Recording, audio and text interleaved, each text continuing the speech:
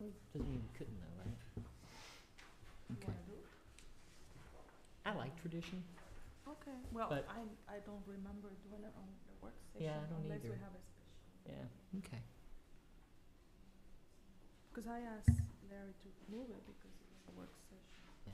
No, I think you're right. I just, again, I'm No, we old as can- everybody keeps pointing it out to me all the time, like matched a few moments ago. We good? Okay, excellent, thank you. And good evening, residents, council, and staff. Today is Tuesday, June 3rd, 2025, and we're starting this meeting of the mayor and council. This is a work session, and we're starting at 7:07 p.m. And I will have Mr. Moran to call the roll. Councilmember Glenn Harris Jr., Here. Councilmember Juan Rango-Millán, Here. Councilmember Julia Elrod. She's excused. I was gonna say, she is online, I know that. Oh, she is Mhm. watching online, okay. Vice Mayor Jerry Burgess, Present, ready to serve? Mayor Rocio Tremillo Lopez, Present? Town Administrator Shelley Dorsey, Present. Police Chief Marcus Jones, Present. Town Clerk Larry Moran, and Town Treasurer Shelley Dorsey. That's good. Present. And then lastly, Town Attorney Jason Deloach. He might not be in today. I think he's on vacation this week, I believe. So I believe he is out of town. He may attend on YouTube, but he Oh. did instruct us that if he's needed, we can call, put him on speaker, and put the microphone so he can speak. Excellent, thank you. Yep. With that, I'm just going to move to the agenda and ask approval for the agenda for this work session.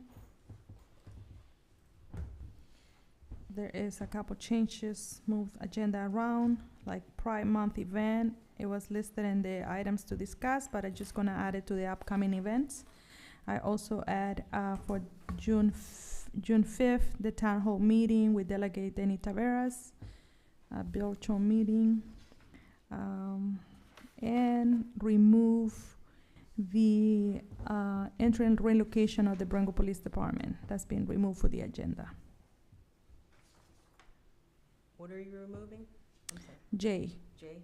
Mhm. Oh, okay. And that's it. Mayor. If I can add one thing, to the agenda.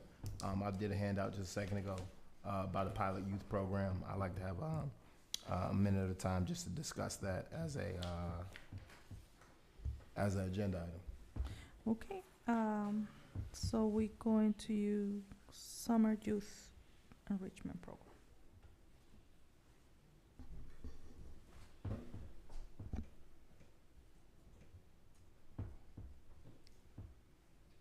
Okay, and I know that my council members are, some of you new, but I just want to remind you that anything that needs to be added to the agenda, please let me know at least 24 hours in advance so we can update the agenda. Removing is easier, but adding is more difficult. So- Understood. My apologies. No reason for apology, but, all right. With that, all in favor to approve the agenda, say aye. Aye. Aye. Aye, so moved. Thank you. All right, we have upcoming events. There's so many events in the month of June. There is going to be a virtual town hall with Delegate Denny Taveras talking about how to manage if we have ICE in town. ICE stands for Enforcement, what else? I forgot the acronym. Enforcement, yes. Right. Quickly announce So, that. just, it's just gonna be brief. It's, for folks who have been impacted or for people that, residents that wanna do something to support. We're gonna have, the Attorney General Anthony Brown present. We're gonna have, Civil Rights, we're gonna have, John Smith, Civil Rights Division Attorney, and, of the Attorney General. We're gonna have, representatives from ACLU, and also from Civil Rights Organization, the Office of Civil Rights of the Governor's Office. And we're gonna have some organizations that are doing a lot. So if anybody has questions on how to get involved in any way, just it's gonna be on Thursday, June 5th, from 7 p.m. to 9 p.m. And I'm working with the town staff to have more information on social media in the town's official social media. So you'll find more information there. Thank you. Thank you, Councilmember Blanco. Citizen Advisory Committee meeting led by Vice Mayor Burgess on Sunday, June 8th, from 9 a.m. Mhm. until it ends. 11. All right. On Monday, June 9th, from 6 p.m., we're going to open our community center for citizenship workshop. We want to provide this tool or resources for those residents that are looking to become U.S. citizen. Mayor and Town Council meeting is scheduled for June 17 at 7 p.m. And Brentwood Day is scheduled for Saturday, June 7, but we are undecided about whether we change the day due to the heavy rain that is, hopefully it's not, but it's forecast that it's gonna be a heavy rain on Saturday. So we have to see if we can have any other day in the month of June, because July we are off. Juneteenth event is scheduled for June 19 at 5 p.m. in partnership with North Brentwood, and it's going to be taking place at Wyndham Road Barrier Park. Community shirt, the shred day has been canceled. The blood drive is scheduled for Tuesday, July 8th from 1 p.m. to 6 p.m. and that's a schedule. That's going to be happening at the Coleman Manor Community Center. National Night Out is scheduled for Tuesday, August 5th at Bartlett Park. And Pride Month event is scheduled for Friday, June 20th. I believe it's 6 p.m. And everybody's invited. It's going to be a potluck as well. Public comments, Mr. Moran?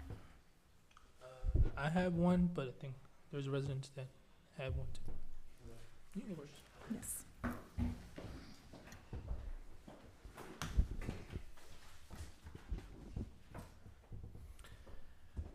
All right, hi.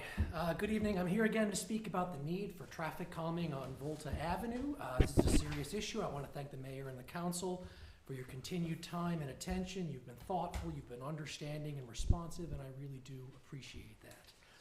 I don't think I need to convince you of the seriousness of the problem, but I have comments just to make sure it stays at the top of our collective agenda. I will be brief. There are two problems, right? The first is the frequent speeding and ignoring the rules of the road that we've talked about. The second is just simple traffic density, right? Since Hyattsville implemented its own traffic calming measures, cut-through drivers now reroute through our neighborhood. Volta Avenue has become the unintended detour for traffic trying to get from Rhode Island Avenue to Queens Chapel or Chilham Road or wherever they're going. But Volta is not supposed to be a thoroughfare, right? It's a small residential street that borders two playgrounds full of children and families, and we're just not set up for this level of traffic. And we shouldn't be bearing the burden of another jurisdiction's runoff. And you know, the first time I met Chief Jones and talked with him about Volta Avenue, he said it's the worst traffic he's seen in his 15-year career spanning multiple jurisdictions, and I think that speaks volumes. So I brought a short slideshow to help illustrate the growing problem. You have printouts in front of you. We're gonna have to postpone the video portion of the presentation to next session, but the slides are in front of you. Before I show them to you though, I wanna flag one more development. PG County has confirmed that it is removing the two bus stops that currently exist on Volta Avenue. They're removing them effective June 29. I'm happy to follow up with an email documenting this, but I confirmed the change by phone with both the county and the District of Columbia earlier today. That means more solutions are available to us since we don't have to accommodate the county buses. Okay, the slides that are in front of you. What this is a random Thursday morning. It's a Thursday that my wife just happened to be home. But she spent 1 hour looking at the traffic passing by on Volta. And we took photos here. These photos do not include delivery trucks. They do not include postal service trucks. They do not include pickup trucks. But take a look and see what we have. The first shot, 11 o'clock. 11:03, then 11:03, 11:04, 11:05. These are all giant industrial trucks on a small residential street. 11:08, 11:12, 11:12, 11:18, 11:27, 11:29, 11:33, 11:37. Again, look at the size of these vehicles. 11:41, 11:44, 11:52, 12 o'clock, 12:11. And it goes on. And this is day after day. It's really intolerable. So, look, the problem is real. It's serious. The stop signs also aren't working. I'll have videos for you next time. But my 2 minutes are about up. Thank you again for your attention and for working with us on a real solution. You know, to rush it, but Thanks. thank you so much for that information. And I just have not a comment, but maybe a question for the chief. I do remember when I used to work in Edmondson that they have some limits on Decatur Street, that some trucks, some tons, I don't know how to explain it, were not allowed on Decatur Street. They had to be detoured to the back streets. So looking at these heavy trucks that are coming through with construction, all kind of things going through, is any thing that is in our charter that we can amend or do in order to establish that those heavy vehicles are not allowed? So the charter doesn't specifically address it. However, the charter does give the mayor and council the authority to enact laws or policy for roadways within the town. A lot of municipalities around us, Cottage City is doing it on quite a few of their pass-through streets now. Mm-hmm. They're limited to local traffic only, or the 26,000 pound, the oversized vehicle rule, which is usually about 26,000 pounds. So that would stop the big box trucks, the 18-wheelers, but your Amazon trucks, postal trucks, UPS trucks, and stuff like that would still be able to go down the residential streets. So it's not necessarily written out in the charter, but the charter gives you all the authority to enact policy or law, traffic law for that roadway. Yes, sir. Mhm. 38th and Upshur Street has such a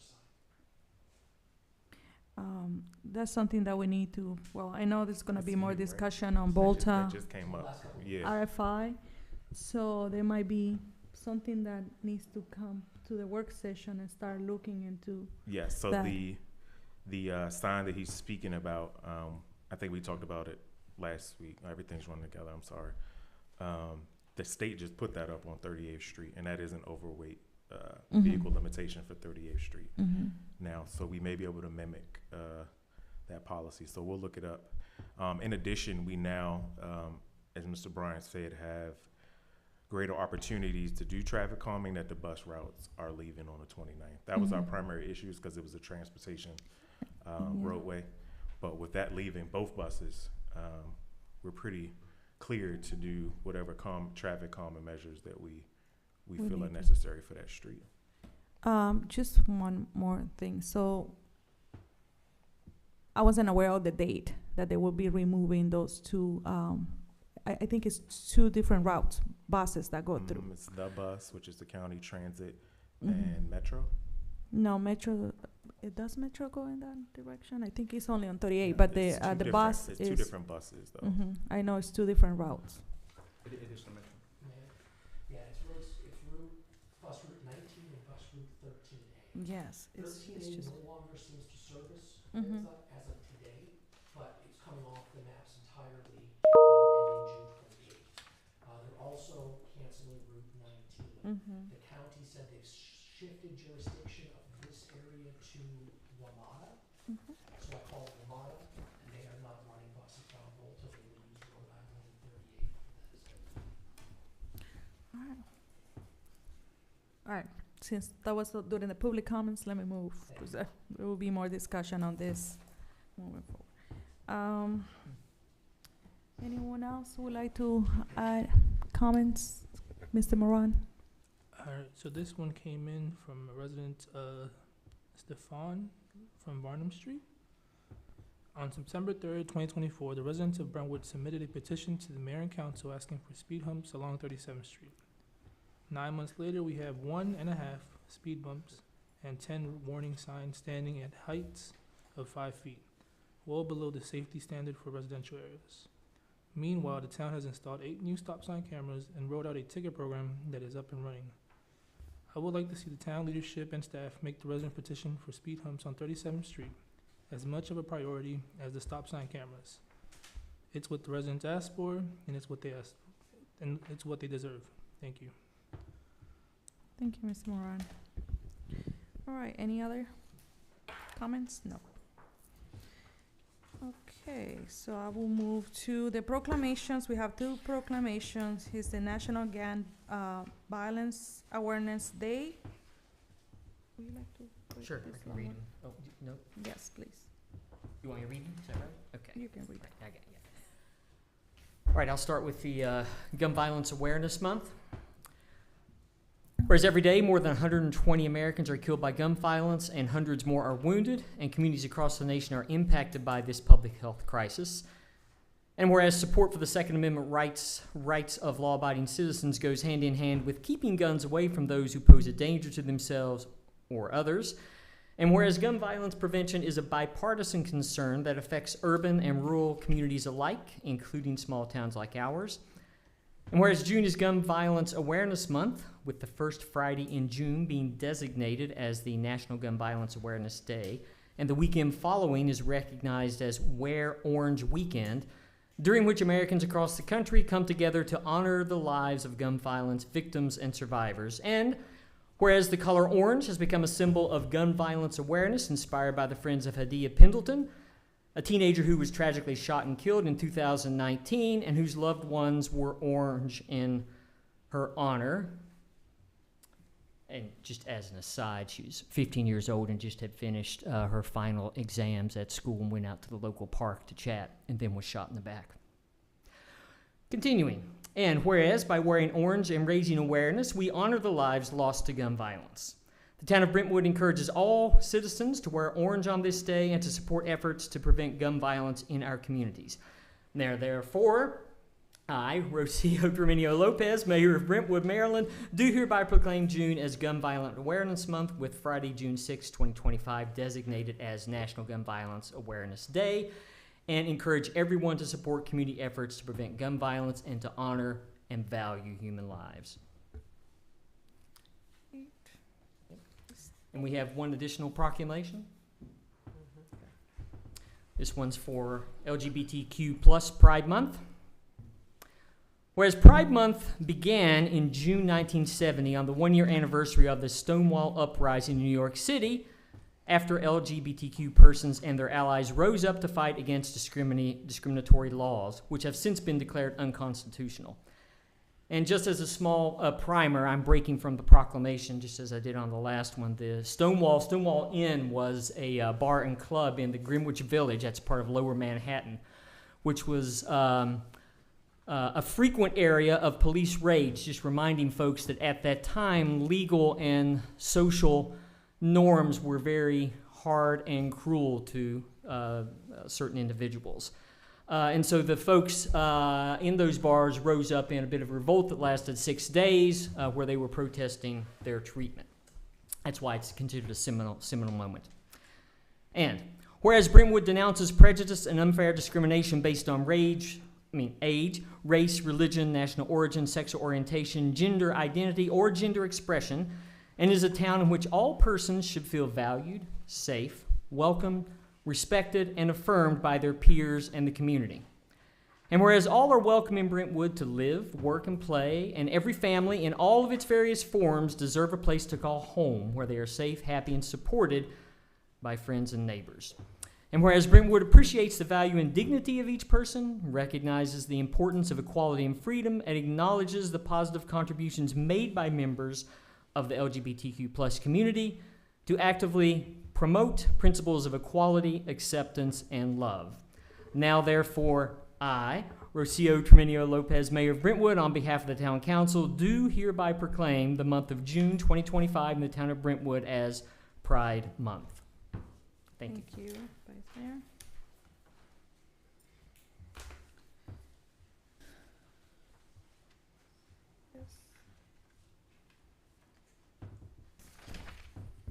Continue on with the agenda. Safe Street for All, the contract approval. So, good evening, Mayor, Council, guest. So tonight I'm asking, the contract was previously sent out for everyone to review. Hopefully everyone had an opportunity to take a look at it. We did go out to bid. It was a very competitive process, and I believe we received 9 responses that we tabulated and ended up awarding it to AMT. And now we're at the stage where we're looking to get this contract approved. It's already been reviewed by the attorneys. AMT, the contractor, has accepted the minor changes that were proposed by our attorney. And so we're looking to put this on consent agenda so that we can get them started moving on this project. You have a comment? Just one, if I may. Since you're asking for a consent agenda, and I believe Councilmember Elrond is online and so forth, can we get a communication from her consenting? Or not, as the case may be. And will you consent that to go that into the agenda and the consent items for the next meeting? Yes. Anyone else? Councilmember Harris? Yes. Okay, so it goes to the consent. Thank you. Thank you. Brentwood Police Department AED grant maintenance agreement, Chief. All right, good evening, Mayor and Council. There is a plethora of documents from the police department in front of you. The reference number for this one is BPDAIS 2025-4. The AIS stands for Agenda Item Summary. This form just helps me keep track of everything that we have going on and gives you a good summary of what we're requesting in the legislative history on anything.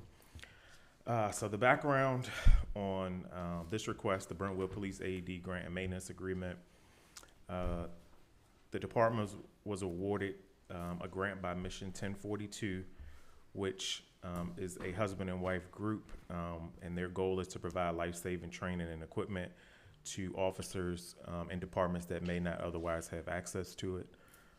So the foundation or the nonprofit that they use is purchasing the 10 AEDs for us at a value of $19,290. The only caveat is that the town has to pick up the maintenance agreement of the 10 units, which will be $3,450 per year.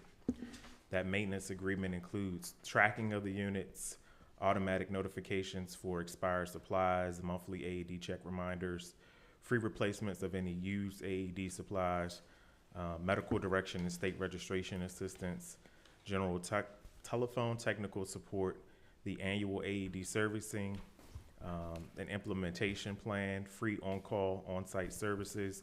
A temporary loaner AED is provided at the discretion of Rescue One if one goes down. And this will be billed annually. It says 6/1/2025, but we're going to move this back just a little bit, likely into the new FY. But we are requesting that this goes onto the consent agenda and that we're able to enact it when our town administrator says okay. And the basis of that, the caveat is to ensure we're monitoring cash flow. So we just want to ensure we're doing all this at the right time. So.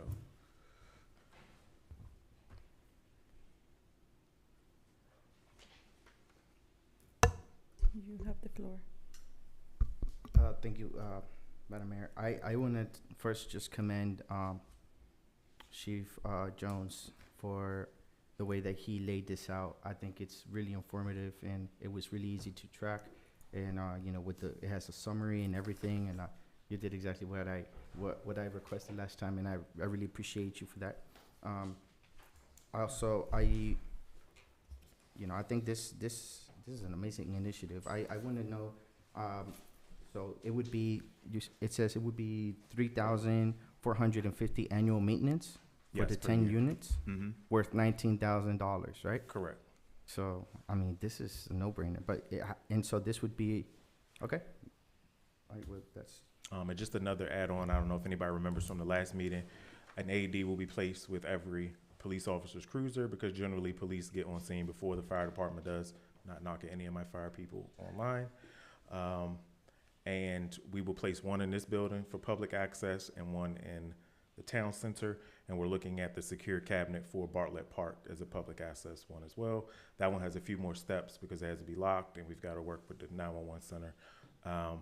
But in all, the town doesn't take on liability for the ones in public access, because everyone is covered by the Good Samaritan law when you're attempting to perform CPR on a person. Essentially, they're clinically dead already, so you cannot do any damage to them if they need to be shocked. So, yes, that is that one. I'm just requesting that go on the consent agenda. And again, the caveat is we will enter this agreement when the town administrator advises we're fiscally ready to in the new FY. So. Madam Mayor, can I make one more comment? I just beat you by a second, that's all. Comment and then question. Yes, sir. Comment, just in case residents didn't hear, we throw around these acronyms all the time. This AED is an automatic external Yes. defibrillator. Thank you. That's the thing that we use when people have heart attacks, etc. The annual fee of approximately $3,000. What's the lifespan of one of these units? Do you know? 5 to 7 years. 5 to 7 years? Mhm. Okay, that was my only question. Yep, Thank no you. problem. No, sorry, Madam Mayor, I have the 7, floor. yeah. I just want to say, also, I just want to clarify. So the $3,450 of would be for annual maintenance, right? It was Yes. an annual maintenance fee for the Yes. 10 units, and ensures compliance. It replaces, replacement supplies, emergency planning, and also liability protection. Right? I just want to clarify that. Where does it say liability? Let me just double check. They mentioned liability, but I believe it's in context of the law that you already mentioned. Oh, I'm sorry. Yeah, Okay. just in that context. Okay. Yeah. Yes. Then in that case, yes, under the Good Samaritan law. All right, so, thank you very much. Appreciate it. Yes, sir. One more question. Yes, So ma'am. that 3,450, we're gonna be paying that every year, Every 12 months. Yes. every 12 months. From the date we enter into it, and subsequently every year that Yeah, we have them. And the next question is for our town administrator slash treasurer. Where is this money will be coming from if we agree to? I'd have to find it. You have to find it. I have to find it, but I can say that, I support us having AEDs. We did have them in the old building, and we do need them here. And being a local government, it's important that, we should be setting the standard. So what I don't know is, or my question, are we required to go with this particular vendor, or? Yes. Because we're, okay. Because of the So grant. the charity is in partnership with Rescue One. So the charity purchases the AEDs from them, and I'm gonna assume that they probably get in at a discounted rate. The trade-off is that you have to enter the maintenance agreement with Rescue One. Okay, and it includes installation? Yes. Well, the ones for officers' cruisers comes in backpacks. They're like attached to the seat. For the ones in the building, we will have to we have the cabinet up in the community center already. So we just have to get Public Works to put a cabinet on this side. And they run about 175 from Granger. Thank you. Just one more quick one that just came to mind. Assuming it's just annual period and it's not on some automatic renewal, we're not signing a contract. We can cancel at any time. Correct. Okay. Yep. All right. It's year to year. All right, so, can we add this one to the consent agenda for next meeting? Yes. Yes, from my. Yes. And I'd just like to echo my colleague's sentiments. I think it's rare for someone to go ahead and take the initiative and go out and seek money outside the budget to go ahead and help us improve the safety of our town. I really appreciate that. Yep, no problem. Thank you. All right, so we move this one, Larry, to the consent agenda as well. And I'll move to the next. Alrighty, it's me again. And once again, Chief. Chapter 184 of our town charter, peace and good order. So a little bit of background on this. Again, this is probably one of the thicker packets I think that should be on your desk. So the Brentwood Police Department over the course of the last 4 months has encountered numerous nuisance businesses, residential properties, and peace and good order issues within the town limits. So the department, we've taken it upon ourselves to rewrite Chapter 184, Peace and Good Order, to be more substantive in nature and provide legislative guidance on a diverse range of quality of life issues within the town and provide punitive measures for such violations of the peace and good order of the town. And just so everyone knows, we have a few businesses and a few residents that violate noise ordinances, party ordinances, business and residential home ordinances, everything. And usually when we get with code enforcement to go after them for the violation portion, our code is usually not substantial enough to hold those people accountable for their actions. So what I did was, you'll see you have the original Chapter 184, Peace and Good Order. It literally only has 5 little sections in it. Obstruction of free passage, profanity, obscenity, and annoying acts, disturbing the peace, tramps and vagrants, which is language we don't use anymore, and maintaining house of prostitution, which is prohibited. So we would be repealing, amending, and reenacting those, and we would be adding sections 184 through 6 and section 184-6 through 184-23. I provided the draft ordinance for you to review for the next meeting. I'm not asking for this to be on consent agenda. This will be read out in the public meeting, the next public meeting. It is a lot to read out, so I may just give a summary of each section that we're adding.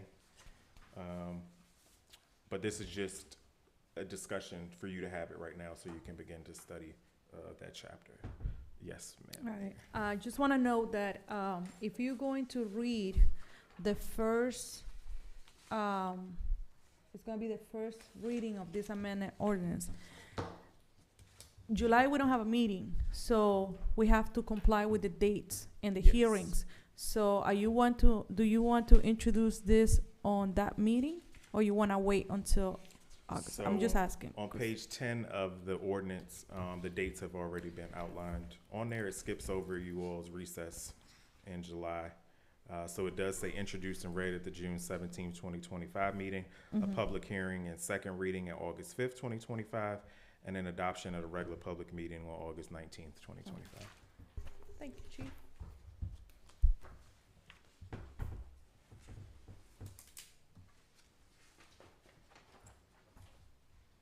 Okay. And Perfect. the next one is me as well. I'll just keep going. Any All right. questions before we proceed to the next on regards to this? All Vice right, Mayor? AIS. I'm You sorry, have- just I'm one, sorry. one comment. Yes, sir. I had to double check that we did not receive this until a few minutes ago. Correct, Right, right before the okay. meeting started. And so we're now, our process is we're gonna review this over the next 2 weeks and then come back with comments at the Correct. next session, right? Yes, sir. That's what your expectation is Yes, as well. so Yes. we'll take your Great. comments and we'll read it out to Okay. the public. Well, wait a minute. You're gonna take our comments and, Read it out, read what we're amending to the public. But not next session, it would be at a later date. It would be at the June 17th meeting. I'm not sure how that could work, because you will be getting our comments, and they might be comments we all don't agree upon Oh, that's at the true. June 17 meeting. And if it's a really simple typo, then yes, we could probably do that, but if they're remotely substantive, it might Mhm. need to be held off until the following meeting to Well- read it off. We'll leave it as an agenda item, and if there are substantive Okay. changes, then we'll roll the dates backwards. Very good. Yep, excellent, thank you. Anyone else? Nope. No. All right, go Okay. ahead, chief. The next one is AIS 2025-1, which is the Motorola Portable Radio Upgrade and Replacement Plan. If everyone remembers, in the last meeting in May, I had put forth a request to replace some of our outdated radios. And based on council feedback of needing more documentation and information before approval, I've attached that in this package. So what I've done for you under background information and the fiscal impact, our current fleet of radios is listed. I have put the make, model, purchase date, warranty dates, the current status that's being used by us, and at the request of Councilmember Elrod, who wanted to see what a replacement plan would look like for these different technologies, I've estimated what fiscal year these devices will be replaced in. So the attached pages, you'll see some that say repair tracker. That's basically just the backup for what I wrote on the memorandum. It'll show you the serial numbers, the models, the purchase date, the warranty program if it's expired. And then after that is the quotation from Motorola for each radio. That is the price of one radio. And the documentation after that is just the specifications on the latest radio that Motorola is selling for public safety. So that would be the one that we're purchasing. And the only significant difference in the radio that we currently use in this one, these are connected by cellular network, not just necessarily the towers. The county has 19 towers, which sometimes we have radio issues, but these allow us to be anywhere in the country and still communicate with anything that's going on in the county. So again, this is another item that we are requesting to be placed on the consent agenda.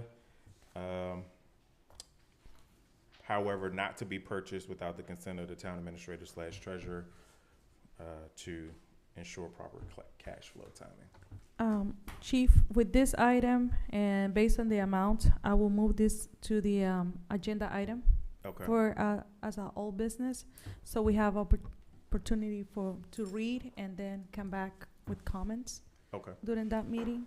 And if it's ready to move, we can vote on it. Okay. Very good. Any questions in regards to this one? Yeah, I see that the price for the two radios is pretty hefty. I wanna know if that's a competitive price, if Motorola is the only, or what's being the only brand available. Just wanna make sure, like, if this is the only one providing the services. Okay. It is. Motorola is the sole provider of the two-way radio system for Prince George's County. They have a monopoly over it. It was actually a debate in the county council last week in fiscal affairs and policy management for the budget. Because the county is upset too that they're locked into the rates of Motorola. So And when you go to MML, you will witness that they are the only one provider correct. at the end. Yes. So we are And the stuck expo. with them for now. Maybe the new administration will change Yeah. that. And so when the request, just to be clear, is we're looking for 17, you're looking for 17,000 for two radios? For two radios. This is the price That of price for is for one radio? one For one radio. radio. We're looking to replace two that are out of warranty. Okay, so please make sure you read the entire thing. Right. Before you go, I just want to read out loud a comment from Councilmember Errol. She says, "Thank you to the chief. Please share my gratitude to the Chief Jones for his thoughtful forward thinking on this resource allocation." That's what Councilmember brought. Thank you. Yeah. All right, so just confirm, Mayor, we're moving that one to old business for next. Yes, right? for the next meeting. But you have a question? Yeah, I just have one more question. I know that the stipulation requested that the town administrator must approve the timing for the budget and cash flow. I just want to know, basically, is this something that you already have allocated to or looked into for that? No. Okay. mm-mm. So, So, no, we currently do not have the funds to purchase these radios, so we would have to hold it. For this fiscal year, is that correct? Correct. So coming July 1st, when the new fiscal Right. comes into effect, then, but we can, if that's the case, we can approve it on the next meeting, but it's not gonna be available until July 1st or after. So I'm, It'll yeah, probably be a little just, bit further yeah, after just to that. be clear and full transparency, probably won't purchase those radios until maybe September when we get our first big property tax revenue payment. okay, Yeah. thank you very much. Mhm. Vice Mayor? Thank you, Mayor. Chief, I am the proud owner of two 1972 walkie-talkies which still report on Channel 14 diligently. Convince me why these need to be, you've got 4 working ones. Tell me why they need to be replaced for $9,000 each. Yes, so one, the connectivity. The LTE service, or now it'll be 5G, creates redundancy in the system, which these radios do not. Without being too technical, the radios do something called fail-soft, which essentially turns them back into the same type of radios that you have, that we be able to go radio to radio within certain mileage or distance of each other. With the newer technology, if the system goes down, it reverts to the cellular network. Whereas using Wi-Fi signals, the cellular network and the towers to ensure basically 24/7 operation. In addition, yes, we have 4 operating radios. However, we should always have spare radios in our pool because officers break equipment, they lose equipment, and generally when equipment goes out to repair back to Motorola, you're not gonna see it for a couple months. So we have to keep extras in our fleet. I know it's a tough pill to swallow when you say $9,000 per radio, but that's why we make them a frontline piece, and the oldest ones, we move them backwards as spares. Yeah, I'm not pro or against, I'm just asking some questions at no the moment. In my 1972s, I think were $19 each, so, so I just want to make sure I understand it. So they will normally be working on Wi-Fi or cellular, but if those fail in some kind of emergency, they do, these fancy things do have the ability to revert to old-fashioned airwaves. Correct. So yes. what's the distance device to device that they can operate under those conditions? So Do you know? fail-soft for the county right now is generally within a mile radius. Okay. It's all about density and building and cloud coverage and a whole lot of technical stuff that would just go over all of our heads right now. No, wait a minute. I want if there's no cell coverage, no Wi-Fi, what's the range of them? It's usually within a mile Okay, of each okay, other. all right. Yep. And there are fail-safe protocols that we go into when that happens. Like everyone has to return closest to their station so you can communicate, and it's a lot, but yes. Okay. All right. Thank you. Thank you. All right, I will move to the Panasonic Tough Book. All right, same thing. We have requested to replace 2 of our Tough Books. In the last meeting, more information was requested. So for this one, I took the same liberty of listing the computers that we currently have, their model, serial. The purchase dates are unknown on all of these. I reached out to Panasonic and they can't find them. And the warranty dates on all of them are expired. And we have, you'll see computers 5, 6, 7, and 8 are hardware failures. We literally are using them to hold something up in the office right now. They are no good to us. So to go back to what Councilmember Elrod have requested, the recommended replacement fiscal years are listed here. We also did some research on Councilmember Harris's request, looking into leasing the equipment, the computers. So what we found from Panasonic and some of our other financiers is that the leases for these computers are more a financial-based lease than basically breaking up the payments and paying interest for the governments that don't have the capital right away to purchase them. They do not have lease programs where, let's say, we lease it for 3 years, and at the end of that 3 years, we renew or they replace it with, we upgrade it to the latest one. They do not have that available in these style computers. We did find lease programs for our everyday, workstation computers, but not in this category of computer. So again, I guess this will be something else that'll just go to old business. Madam Mayor, and these are, again, another high dollar item. So noted that price is per computer. And this is a replacement for 2 that are currently down. The officers are the ones that are out on the street now, with the exception of myself. I gave up my computer because someone was short. This would allow us to have at least a spare, but to start to recycle these. And again, as you're reading through, you'll see what fiscal years I recommended replacement. It is my hope that by FY26, we'll be applying for another BJAG grant that we won't have to use general funds to subsequently replace the rest of these. It is just, I started here at the wrong time. It was the end of that grant season. So I'm not able to procure that for us right now. But hopefully, after we procure these 2, I can use grant funding in the future. That's the goal. So. Questions? None? I guess my question, I have a question.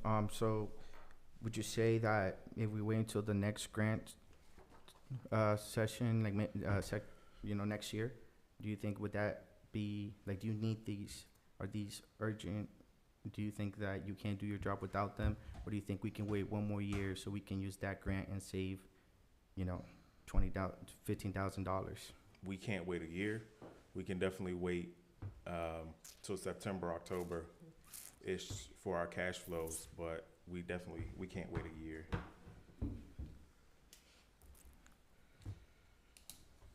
Thank you. Yes, sir.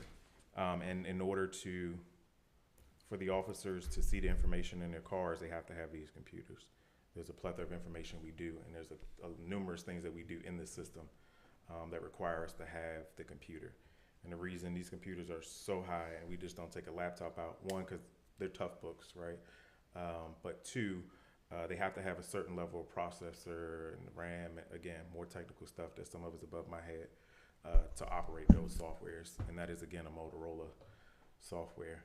So we're stuck with the minimum system parameters for that. And then I just got asked to clarify if we presently have 2 or 8 computers functional. So computer number 1 is functional.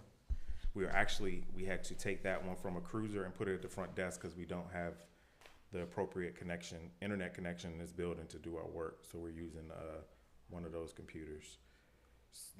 Computer number 2 is currently in service and assigned to a patrol officer. Number 3 is in service and assigned to a patrol officer. And number 4 is in service, assigned to command. Computers 5 through 8 are broken. And to be honest with you, looking at the serial and model numbers, I believe computers 5 through 8 were the 4 computers that were here before the ones that are in service now. As our town administrator stated, we even bought computers 1 through 4. We bought them used a few years ago. So they already were aged out when we entered into a purchase agreement for them. So they're quite old now. All right. Thank you, Chief. I will add this on the old business for the next meeting agenda. Yes, ma'am. All right, so we receive a grant from the Governor's Office of Crime Control and Prevention.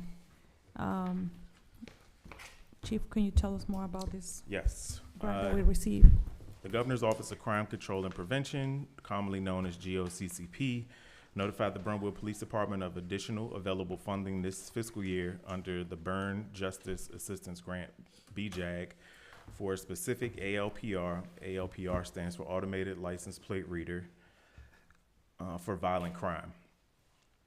I, the chief, applied to GOCCP for the BJAG program and requested the funding for the required Flock Public Safety Aid LPR systems. And on May 22nd, 2025, the department was awarded the BJAG grant in the amount of $11,200 for the Flock Public Safety Aid LPR cameras.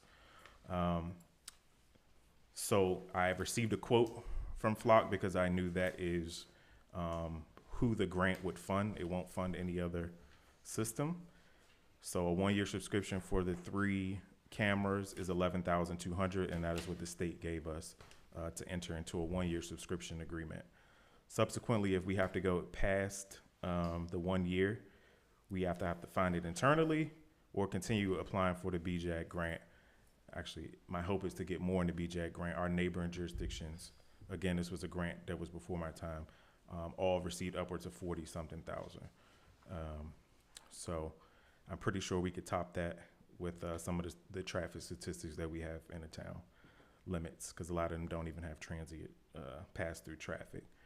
So you'll notice the AIS, I attached the grant award documents. That's a whole bunch of legal language that, irregardless of how we feel about it, the state's not going to change it, but the government has entered into those terms and conditions multiple times over the years.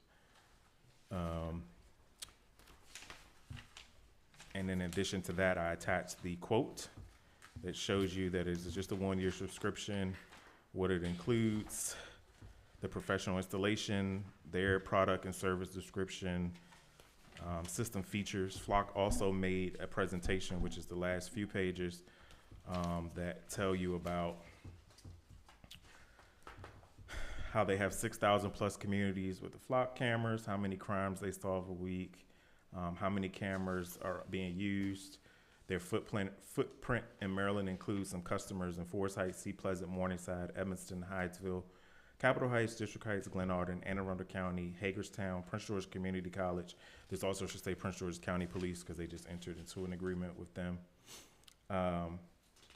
It's some pretty advanced technology that I've used before, so I'm kind of excited that we get to put it into our investigative toolbox here to help us solve some of the things. The other part that I like about Flock, they have what's called a public-facing transparency portal, and that is on the last page because I know a lot of Brentwood residents are concerned about Big Brother and how evidence and information is used. So no one has access to the system except sworn law enforcement officers, of course, because of the backgrounds that they go through, but no identifying personal information is captured in this system. So if I put your tag number in there, it's not going to give me your name, address, telephone number, relatives, anything like that. I have to go out and use an actual criminal justice system in order to get that information, which we do have access to.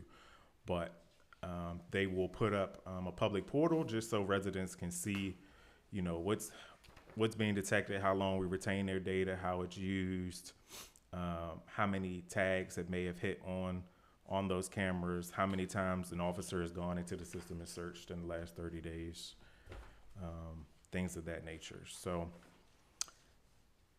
yes, and this is grant funded for 1 year. And it's subscription based. So if we don't have the money or we don't get a grant, it cuts off on the last day and they come take them out and we move on.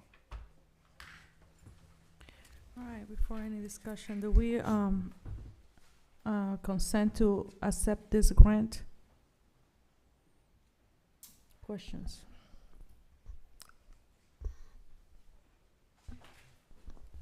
I don't have a question. Reading through it, I will move to go ahead and accept this grant. Councilman Barron, any comments?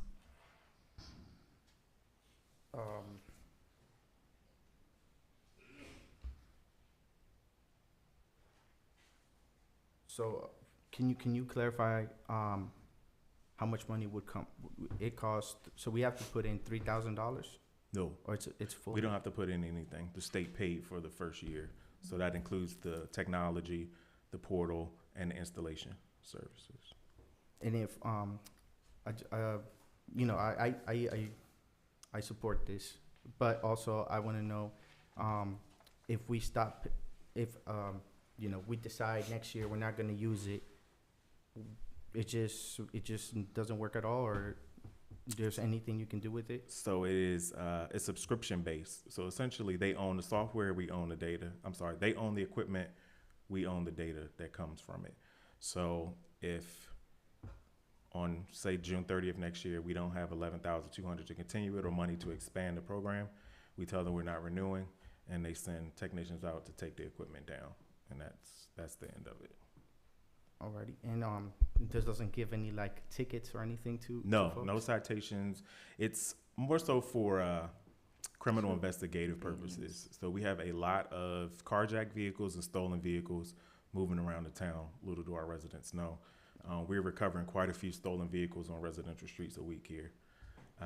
And what this helps us do is start to map like their movements around the community and eventually hopefully pinpoint who is doing this. It's someone here. Right. Because they keep dropping off these carjacked and stolen vehicles on our street. So these are just tools to help us further figure that out. Okay, thank you very much. Vice Mayor? One question, having watched some folks swapping out license plates on their car recently, I'm curious, is code allowed to use this system, or does it just need to be police? Nope. No. I have put code enforcement into Excellent. all of our systems. Okay. They just required them to be fingerprinted in the backgrounds, but yes, we did it. So when they came under the police department, officially when I was told when I got here, I did their backgrounds and stuff, so. All right, so is everybody consent to accept the grant? Yes. Yes. Yes. Yes, consent agenda. Thank you, so I will move to the Volta Avenue RFI traffic calming. Me too. Great. Mayor, can I skip to the next one first and then come back to that one? The radar speed feedback signs, I think it's I still. What do you need for that one, The Chief? speed feedback signs, that's actually just, I don't need approval or anything. This was brought up in the last meeting by council Mhm. as one of the potential methods for using on 37th and on Volta. The feedback signs that say your speed is, slow down. I just went out and pulled the 3 quotes so you all can have it. And you can deliberate amongst yourselves and the town administrator how we would pay for that. Yes, so that's all. I just provided the information that you requested. That's all that one is. I will defer this one to the next meeting, but go ahead. Yeah, just one question. If she's deferring to the next meeting, then I tried to do a little Googling on this one with the other options you gave. I'm just curious, can you bring back another option to where it's,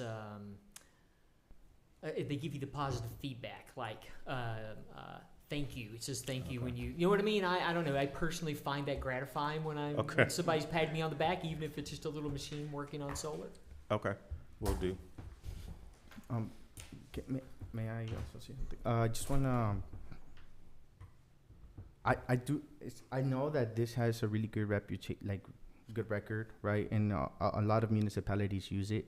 I'm just thinking, I think that there might be some other less costly and also more effective ways that we could probably look into, including like, you know, and I forgot the plastic lineators, right? Like maybe like working into see like maybe painting the roads on the sides. I think like if we could, I'm not saying that this is not a good idea, but I'm saying we've been noticing that there's a lot of folks just ignoring signs already, right?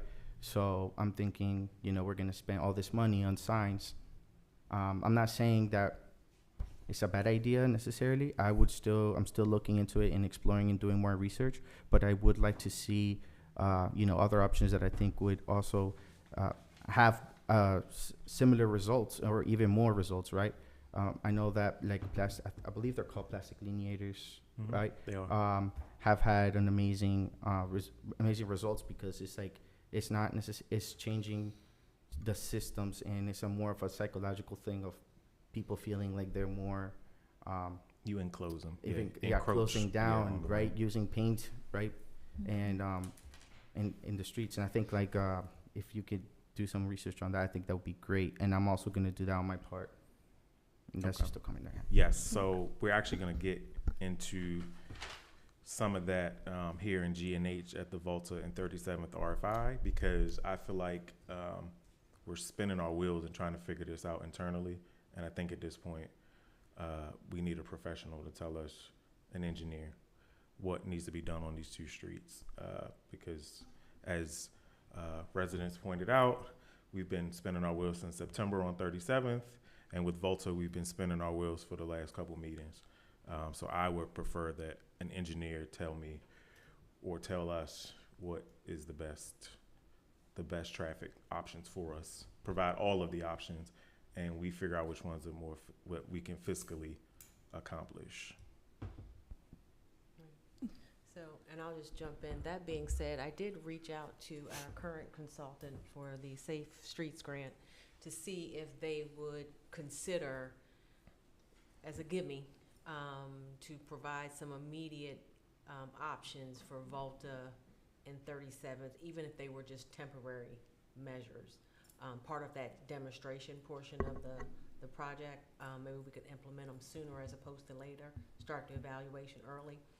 But I have not heard back from them as of yet. I know there was some talk about potentially, maybe utilizing another contractor.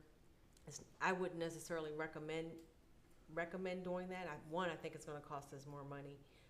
Two, I'm not certain that the current contractor would, if they're going to be able to work together. There's also issues with us being out of compliance with the grant, which I don't think none of us want to risk losing our opportunity to be able to utilize this grant to evaluate all of our streets. So hopefully I'll hear back from that contractor tomorrow, or, well, hopefully tomorrow, and I'll be able to report back out on that to see if they will, offer some immediate measures that may help us. But my concern is I don't want us to continue to just throw money at this issue and not get the results that we're looking for. I know we're looking for something right now, but this Safe Streets Grant, it is off the ground. Less than 12 months, we will have some, some strategies, feedback on things that actually work, ideas in terms of long-term implementation projects. And so if we can pump the brakes a little bit, I'd love to pump the brakes a little bit. And we can consider some options that are less costly. So, and we're still doing some research on those. I don't know if, the flexible rides, I think we have some on Utah.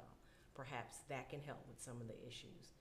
Because the idea is just to slow the traffic down, correct? Right. Yeah, those were the ones I was talking about. Yeah, I think there's a lot of temporary things that we could use for now and that are less costly. And I think I agree with that. Going back to Volta. Vice Mayor looks like he has. I'm being quiet for a moment. I want to hear from folks. So we basically just explained No, I was. Volta and 37th Yeah. for those Yeah. two items, so. Yeah, sorry. Go ahead, Councilman. Sure. No, the RFI, great idea, and like we just said, going ahead and looking for like longer term solutions with the consultant, I think would be like a great first step to finding a solution that have like some good life cycle, and that a great essentially some cost savings for the town. So yeah, I'm kind of in line with that. Okay. May I? Yes. Thank you. Appreciate the comments. I think I broadly agree with all of them. I'll break decorum for a moment. I think I'm going to go out of my mind if we don't do something a little proactive like yesterday. Whether that's somebody staying up late tonight and writing up a draft ordinance to put weight limits on the street, or whatever it takes, I just think we need to be a little more proactive. I'm not saying that we need to go dig up the street or spend $50,000 on it that we're going to regret later. Right. But we've got to have at least some some relief that is within our means in a more proximal time than less than 12 months from now. Right. I would love to, and Chief, you can let me know if you think this is a feasible option, but I would love to entertain putting out the polls because they do work on Utah in terms of slowing that traffic down. Doesn't necessarily help with the the big trucks, the overweight trucks. We would need ordinance and signage to limit that. But in terms of the speed, obstacles, force people to slow down. And so we could try it because it does work on Utah. Yes, Utah on 40th, Mm-hmm. 40th Street. Now, I guess I would just, Go ahead. no, I mean, just stepping back, I think everybody in this room is acknowledging that none of us are experts on these traffic calming situations. None of us are. We are enlisting the help of smart people to help put together a plan to solve these problems in the medium and long-term path. What we're just grappling with now is trying to do something in the 2 to 3 month kind of time frame, I think is what we're talking about. Correct. And I guess I'm going to ask the question now. With respect to the oversized vehicles, is it the will of the other council members here and some nods from the table and from the public that we draft an ordinance to put weight limits on there? Is that something that we think we should do? If I get a bunch of nods, I'll start working on the computer tonight and I'll hand that over to you. Okay? I would be more than in favor of that. Okay. And I'd be willing to put a little bit of pen to that with you. All right. That works. I'll play for a day or two and then start passing, then Roger pass that. it off. Okay. Roger that, because the commercial vehicle, and right now when I saw all those slides that you put, it's been a problem, and not just the traffic of this town, but as we talk about the parking of this town, it's been an issue there as well. So, My idea, because I've been brainstorming, and like Vice Mayor said, we cannot keep kicking this can and just with ideas and all that, and it takes time because the ordinance we're talking about, it might take about 6 weeks, maybe 2 months. But meanwhile, we have the power, the council have the power to put like a temporary sign, no heavy vehicles are allowed on Volta. That's something that we can actually make a motion on the next meeting, not tonight, because we know we can't do any voting tonight. But we can definitely get a sign or I don't know, that temporary restricted access. Yes, you can do that by resolution. The charter gives you that authority. Okay, so we can do that on the next meeting, just so while we work in this long-term resolution, because it might take time to amend that. It is, or because it has to be, create- it's, it has the wait period for enactment and stuff like that. All right. But we just have to make exceptions for buses, because we do still have the Well, buses. but until we June know that 29th. June June 20th will not be ineffective, so we can say that effective, I don't know, the resolution 7 days later, because the meeting was on the 17th. So we can effective June 25th. You can put accept buses on there. There is a sign at the end of Perry and 38th Yeah. that puts restrictions on Perry Street, but it does say accept buses. I'm assuming that's school buses, because there's no transit buses on that street. Well, but- and the school is about to be end by the 18th, so we have time to work during the summertime to at least, put the language together, have the attorney review, make all the hearing process that we need to, so that way we can have some temporary solutions, so we don't keep talking about it until we have a firm or a long-term solution and study done. So let me summarize that, just so I know what we're doing. Next meeting will be a resolution for the weight, a temporary. To restrict. Restriction for weight limit. Yeah. In addition to authorizing Public Works to install the delineator poles. And we're going to start drafting the ordinance for overweight vehicles to add to the charter under vehicles and traffic. Yes. Okay. But also with that, because we know people loves to violate the law, Yes, they so do. you will have some patrolling, safety patrol there, used to make Yes, sure I that. think, is that Councilmember Elrod that's sending in the messages? So Mhm. she did ask about increased enforcement. So the officers have been out there. Captain Campbell sat out there actually almost all day yesterday and brought back some feedback. And he was a little appalled by what he saw even sitting there. Mhm. But everybody just keep in mind, again, we're a 4-person department. That includes me. Mhm. I am down a body. So there's 3 of us working right now. So we're here, we're gonna try, but we were short-staffed and now I'm really short-staffed. So, we're gonna try as much as we can from an enforcement standpoint. I just want all of Brentwood to remember that there are only 4 police officers, because a lot of the comments I get, people make it seem as if we're Mount Rainier with 16 police officers 24/7 hours a day, and that's not No. the case. No, I understand that, Chief. I guess it's just that, I'm not saying that, just stay there the entire day, like randomly drive around, and I'm sure that you're gonna be able to cut anyone that is not ignoring the sign. Yes. And along with 37th and Volta, can I possibly submit the names of a couple other streets that might need some of the same resolutions made? We'll pause on that. We work on this one because remember, they have a petition in place and we need to act. We have 30 days after we receive the petition. We do a hearing, so it's a process. If you want to do that, we can revise it eventually, or they can do a petition like our resident did. Yeah, I want to give priority to those that work hard to make it, to come to this meeting and work it through. May I? Vice Mayor? Thank you. 1 or 2 more questions. Just kind of getting some things down. Who's writing the resolution? I'll draft it for you. Great. Way to step up, Chief. All right, next question.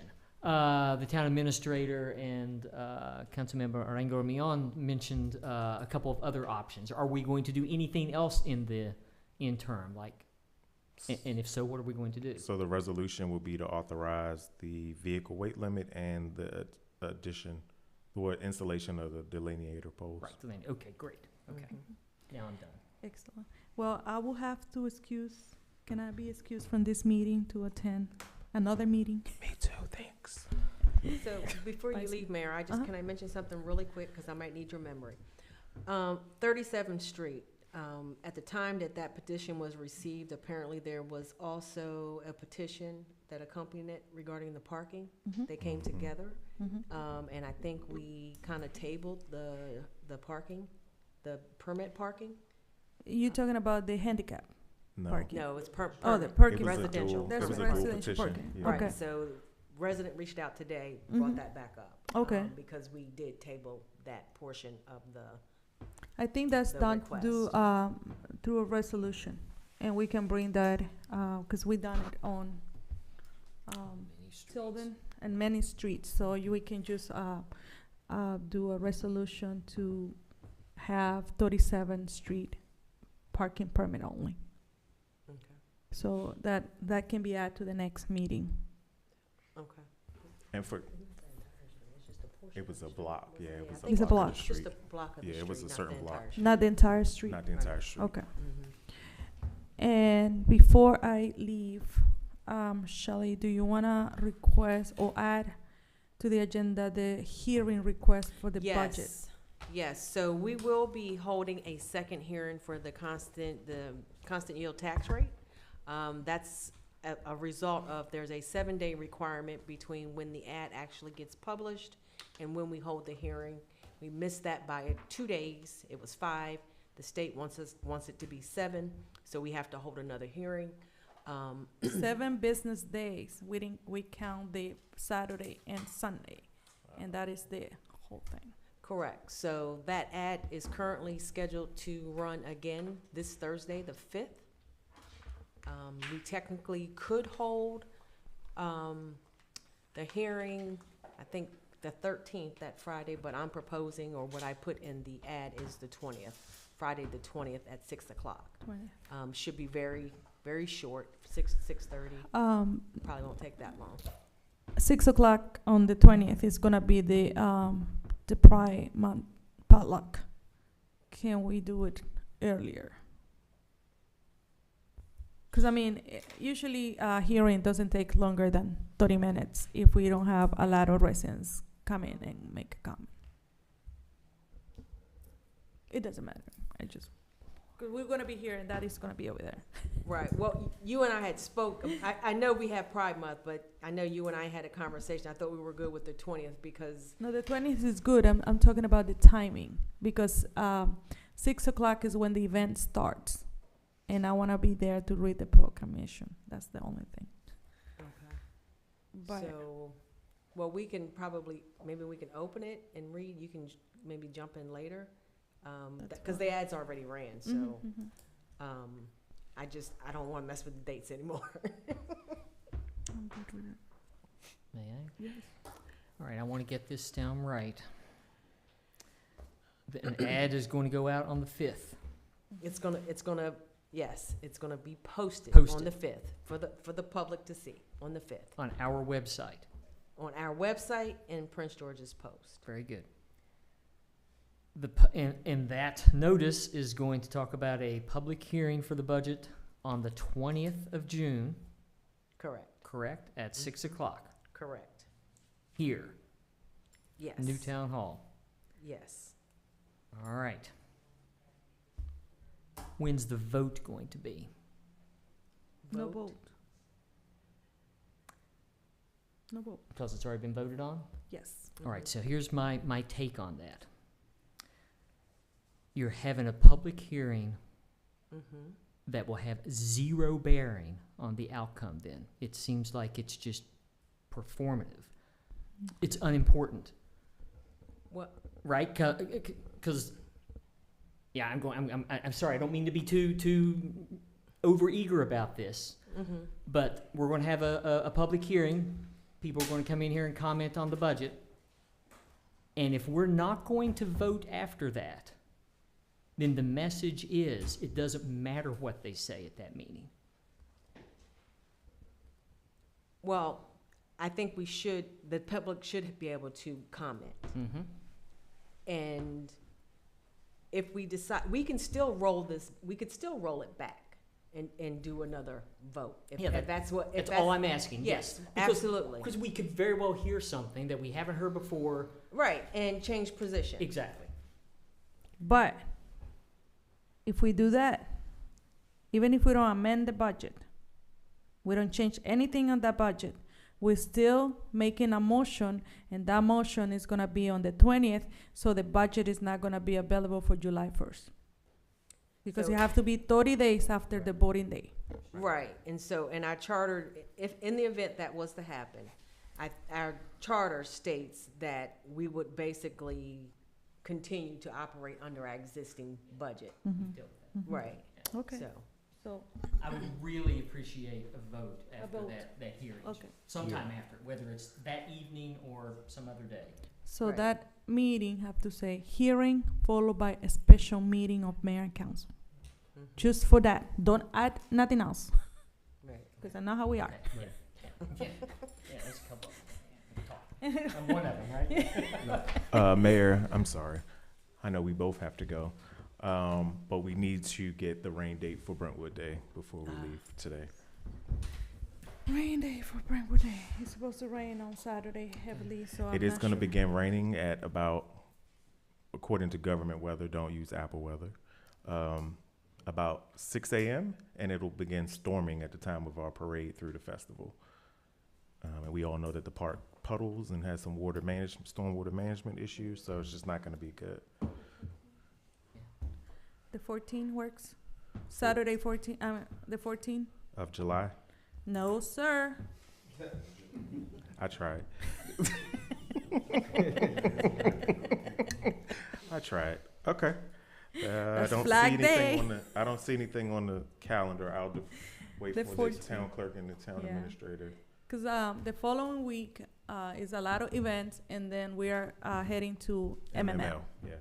So the 14 makes the rain day. Well, it works better for Everybody us now. More resources will become available because if you all did not know, there are 7 other community days occurring in Prince George's County on Saturday.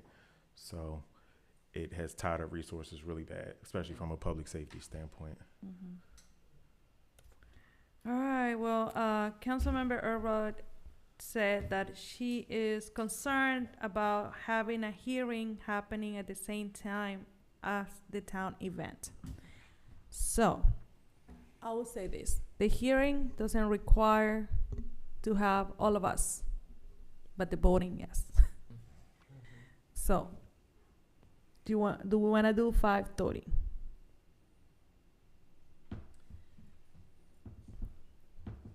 So if we change the hearing. So you're talking?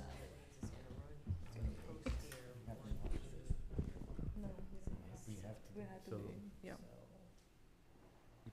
I mean, it won't take long. 6:30, we can be there. So we can rerun the ad You already Or- did. for the 12th.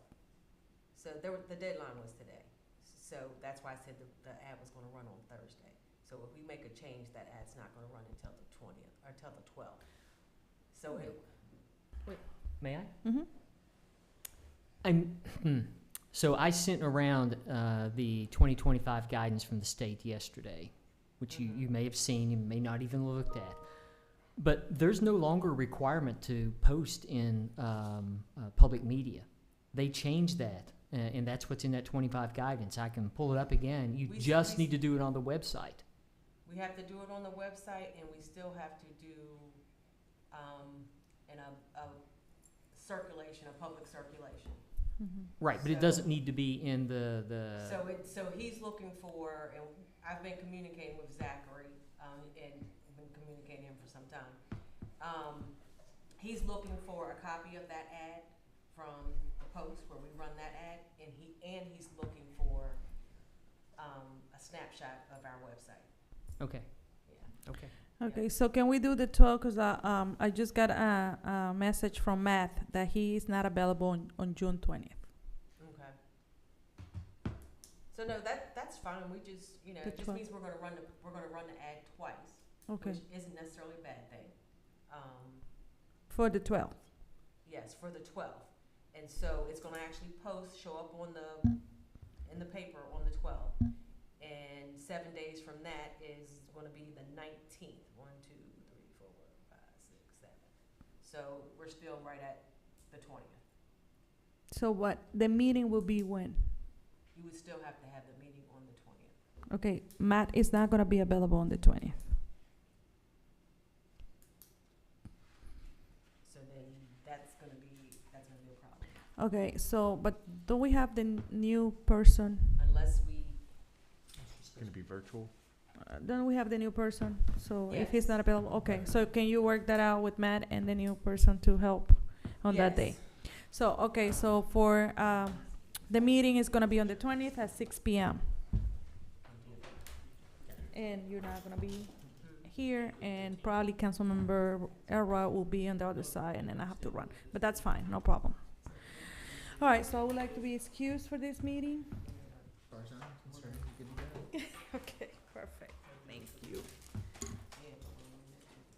Very well, Mayor, fellow chief, enjoy the event over there. Please forgive us for rescheduled date. Oh, yes.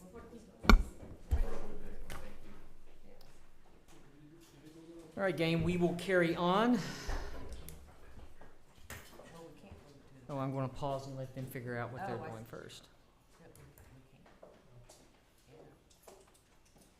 No, it's okay. Yeah, so if it goes here, 1, 2, 3, 4, 5, 6, 7, that's the 7th day. We still end up on the 20th. We were trying to, No, it's the 20th. I mean, just stick with it. Like, get it done. Right, yeah. We'll train somebody on the video and we'll be good. Yep. Okay, all right. Moving on then, we have done G, we've done H, we have done I with the radar speed signs. We are now at agenda item K, the Brentwood Community Center use by town employees and community. I'll start by babbling just a little bit on that, and then I'll turn it over to others for comment. So for the greater good, for the greater public out here, we are going to debate a a policy, it may take us a little while, for reserving and using the old town hall, AKA new community center. We have since 2020, a very basic policy statement that allowed for use of that town hall with some restrictions, and it still is in effect. But we have been given by the town administrator for discussion a new type of an agreement with different aspects of rental information, community guidelines. There's about 5 sheets, 6, 7, 8 sheets of paper to go through. I know that some of us at this table have small and medium and perhaps large comments. Would you like to say a few words, Town Administrator, before we? So I Move will forward. say that I really just, in developing the guidelines and the agreement, I followed the format of park and planning. And so I think what's in it is good stuff. We may want to slim it down. I've had conversations in regards to if resident use, are we gonna charge a fee, are we not gonna charge a fee? My recommendation would be that we at least try to cover cost in terms of the utilities, having staff on board or around to open, close, ensure any trash that's not removed gets removed, things of that nature. But again, that doesn't have to be a huge fee. Rental fees for rental venues can actually be pretty hefty. And I believe I was recommending $300 for a Brentwood resident. It was $450 for a non-resident, and that was for a 4-hour period. But we could certainly scale that back down. Everything else, I think, is just pretty standard language that you find in these types of agreements. Should I babble for a few minutes, or are you guys okay? All right, and then I'll turn it over. All right. There are a few just things I would like folks to consider. There are a couple of places where I think we need to work on changing language, like clearly alcohol is prohibited. And that's mentioned in some places, but in other places that alcohol is indicated as being an option. So we need to clean up the language on that, and I'm happy to help with that. Couple other things I would like folks to consider.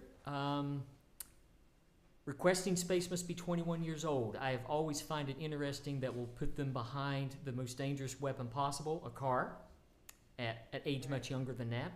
We'll put an AK in their rifle in their hand when they're in the military at ages younger than that. It seems to me that a 20-year-old should be allowed to apply for a rental space, or a 19-year-old for that matter. So I'd like folks to consider younger than 21 years of age. Given some caveats, I realize that not everybody's comfortable with that. 2 other comments, and then I'll be quiet. On the original reservation request thing, it also has Bartlett Park listed, and I think we should probably strike that. Yes. Okay. And an issue that has kind of ruminated through several councils that I think a statement should be on here, I think, but it's certainly up for debate, that this facility should not be used for political events. Okay. I do have some thoughts on the rental fee, but I know others do as well. Gentlemen? Yes.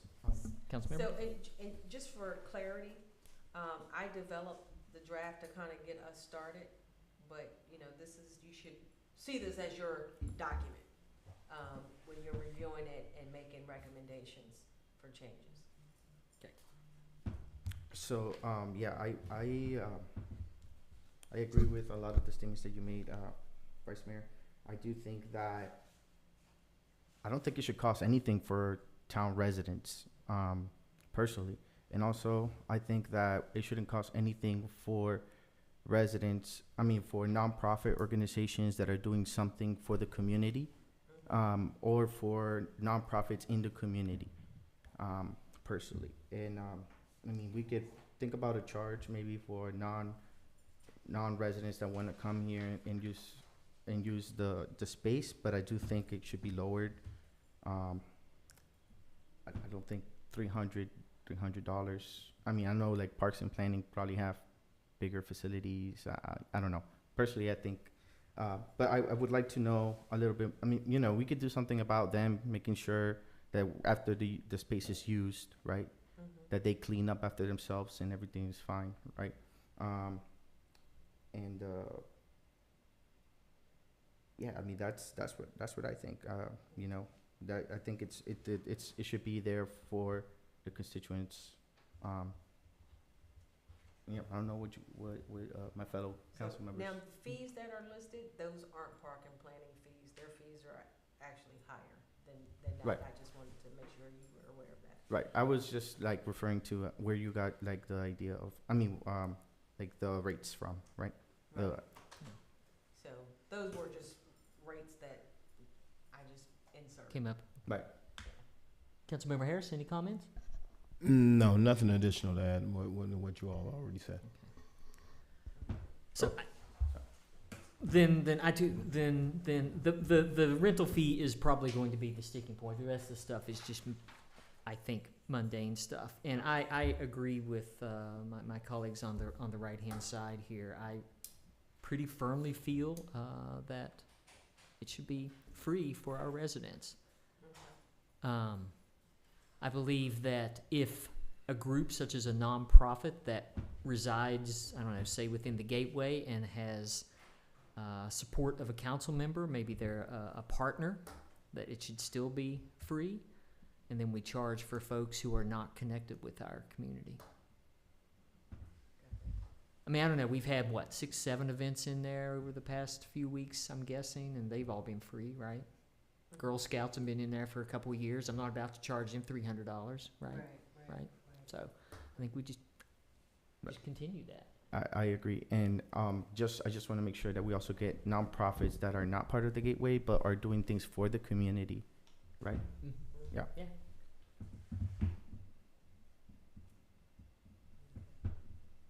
I do realize that whatever we end up doing, we may have to revisit this 6 months down the line. If we have this place being rented out 3 times a day, 7 days a week, we don't have the staff to open, close, go in and, you know, that gets to be a burden on the town at that point if it gets that kind of use. And so we may need to revisit, but. Clerk, did you have a comment? I just wanted to add, let's say the fee does go away, we would just need a deposit fee per se. For the gazebo, for example, it's $50 per resident and $50 deposit, so Yeah. we go that way. Mm-hmm. I think that's fine. Yeah. So for those of us who have a few minor language comments, how would you like to receive those? Email. Okay. Everyone received a copy Mm-hmm. Yeah. of this. I sent the Word document. Well, you know what, just email them to me. Very good. Yeah, Mm-hmm. yeah, just email them. Are we closed on that item? I Gentlemen? say yes. Okay. All right. That wasn't too bad. And just please take a look at the agreement as No, well. yeah. Yep.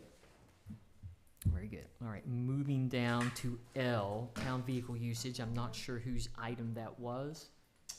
That, I think that might be my comment, but I think, I'll probably roll, a little bit of that L and, subsequently, what was just discussed in K, Okay. to the last one added, which is that, YK Youth Program or Brentwood Summer Youth Program. Okay, very good. Moving on to agenda item M, which is the veteran bricks, and I believe that is the town administrator's item. Yes, so this is very simple one. Veterans bricks, I'm just, in the past, we charged a fee cost, for the bricks. At that time, it was probably around $20, something like that. Obviously now it's a little more. I did purchase one brick, it was $38. We do not have a ton of veterans, and we do not have a ton of requests for bricks. And so I'm proposing that we offer those bricks complimentary, to our residents, that we don't charge a fee. However, they do have to provide their DD 214 documentation. And we have a small little application that they fill out. I support that. And can I just, yeah, I support that. Councilmember Harris? Yeah. No, I'm in 100% support of the veterans, and thank you for taking up this initiative. I support. If we need to do anything, perhaps a statement on a consent agenda, do we need? Yes. You right? Mhm. Okay, Consent. let's move that into next meeting. That brings us down to item N, which is the Summer Youth Enrichment Program. Councilmember Harris, it's all yours. I think we might have Pride Month of it. No, we dealt Okay, with we that covered already that. as part of the Okay. announcement. Okay. Actually, we didn't. For Pride Month, Mm-hmm. I have a request, Oh, okay. yes. It's gonna be, actually, you know what, it can go in the next meeting. I was looking for approval for $500 for them to be able to make the purchases that need to be made for the food and, decorations and things like that. We did get a request in. It would be nice to put it on consent agenda so that we could move forward with the planning. But just looking for $500 for a Pride event. Okay. I absolutely support that. Okay. Yeah, I support 100% that too. support. Sorry, I was just writing down. Okay, Slide it into consent. It's gonna be a big consent next time. good. All right. Thank you so much. You're welcome. Thank you for clarifying. And back to Councilmember Harris for Summer Youth Enrichment Program. Thank you. Hey, Larry, you think can you roll it for me? Appreciate it. Unfortunately, I don't have the audio on these Okay. CDs, but Here, I might be able to play it from my computer. Give me 1 second here. We sync up at the same time. My name's All right. Go ahead. Alessandra. I go to Northwestern. I live in Brentwood, and Young King Academy needs a bus. My name's Orlando. I live in Brentwood. I go to Northwestern High School. And Young King Academy needs a bus. My name is Leo. I go to Northwestern, and the Young King Academy needs a bus.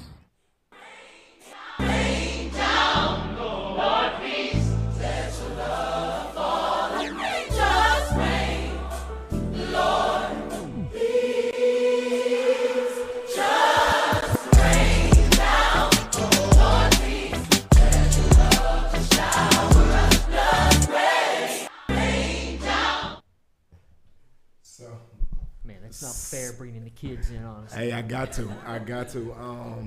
They thought it was poignant to go ahead and provide some visuals so you can actually see the people who it's affecting. We've been running summer youth activities now probably the past 4 weeks. I'm affiliated with a nonprofit called Young King Academy, and the request's been made if we can use the van, as those young men asked earlier in the video, using the van to go ahead and go off the college tours. Last week we went to University of Virginia. It was a lot of them their first time actually getting on the college campus, and it was a source of inspiration and great pride to go ahead and see like what that feels like, what that looks like, and interact with college students. So I brought about a group of 25 out there, and last minute I was able to use a charter van from another local nonprofit called Project Hope. Project Hope, I've got to put this plug in for them. They're one of the greatest workforce programs, I think, in PG County. In my opinion, they help folks get CompTIA, CompTIA security, CDL training, unarmed and armed security training. And I think I'm missing one more trade.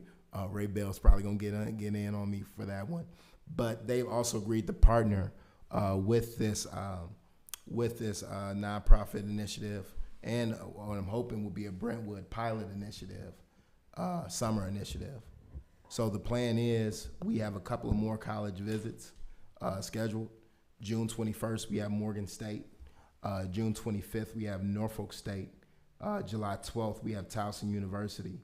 And I was hoping to go ahead and use the town van to go ahead and transport some of the youth to these various prestigious universities.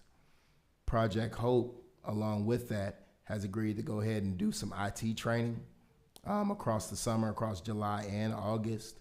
And we're still searching for multiple weekday dates to get folks familiar with various hardware and software elements, and do some career readiness workshops.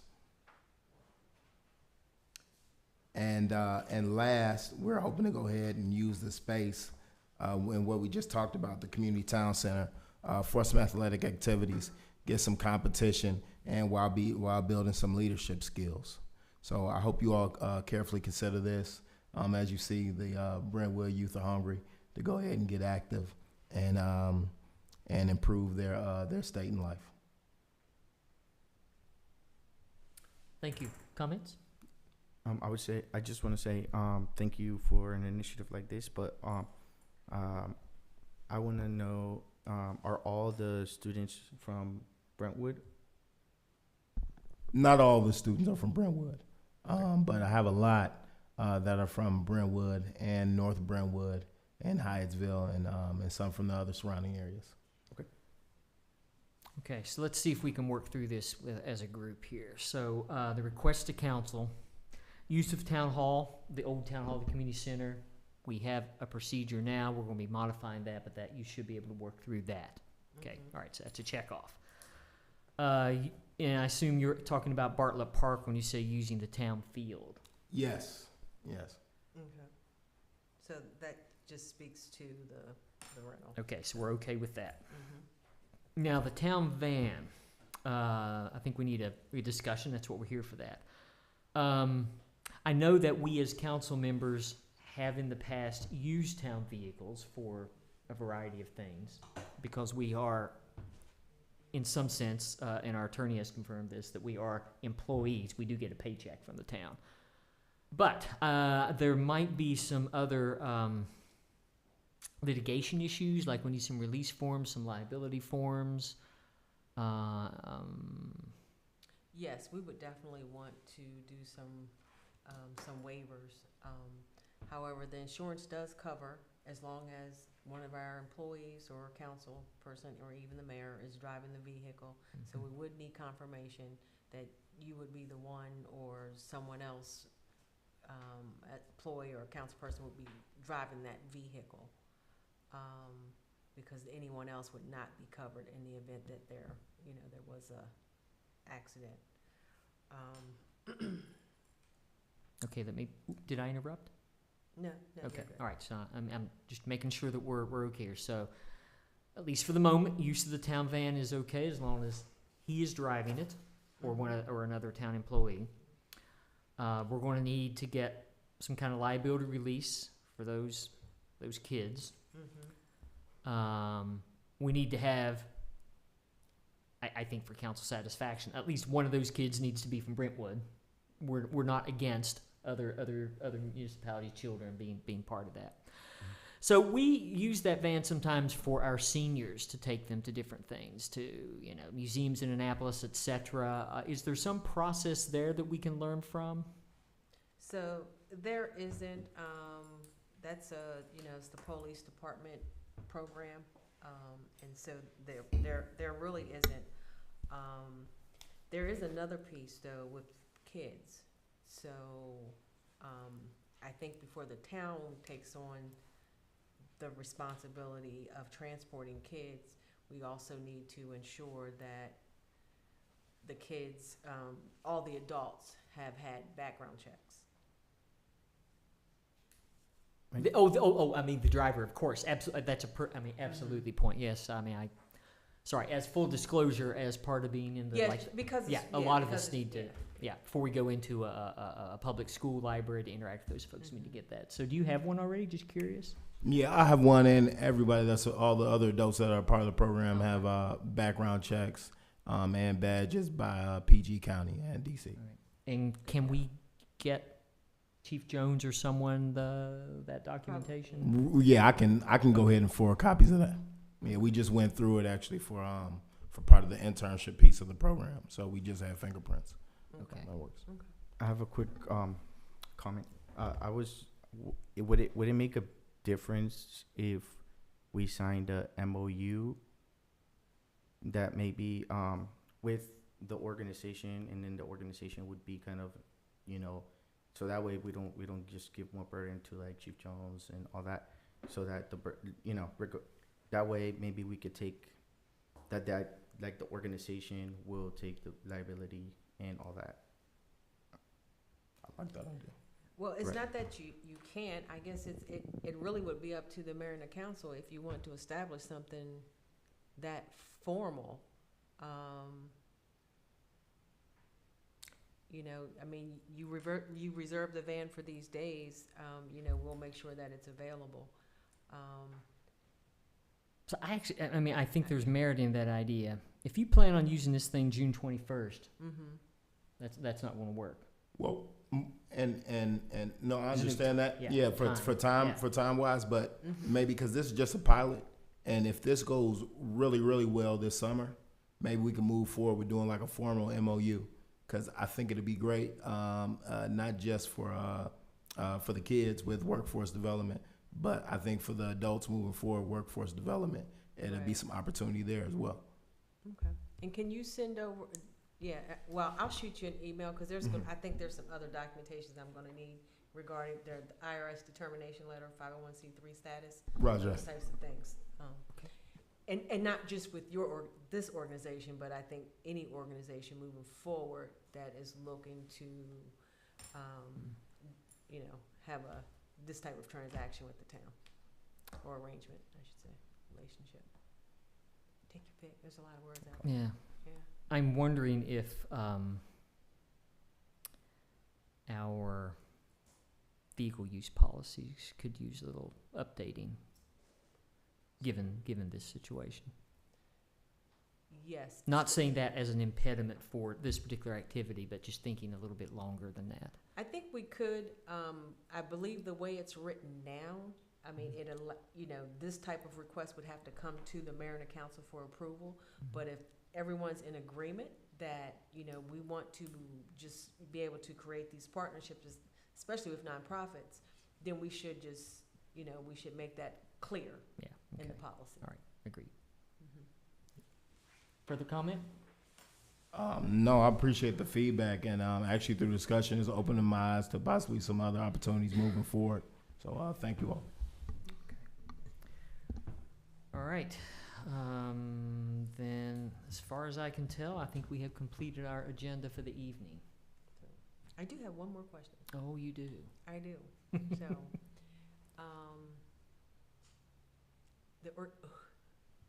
the organization's gonna be responsible for gas. Oh, yeah. Yes.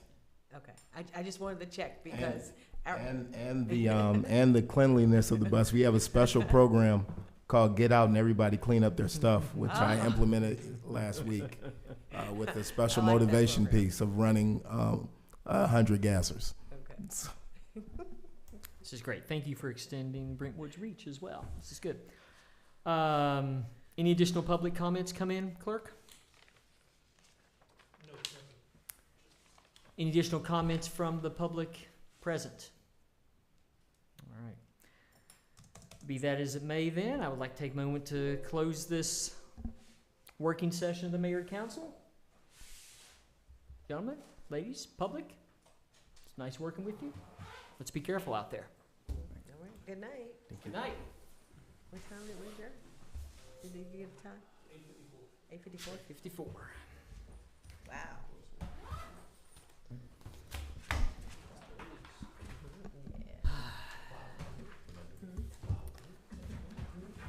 Are we all fair? Yeah, wow, good. Yeah, wow, good. Shelley?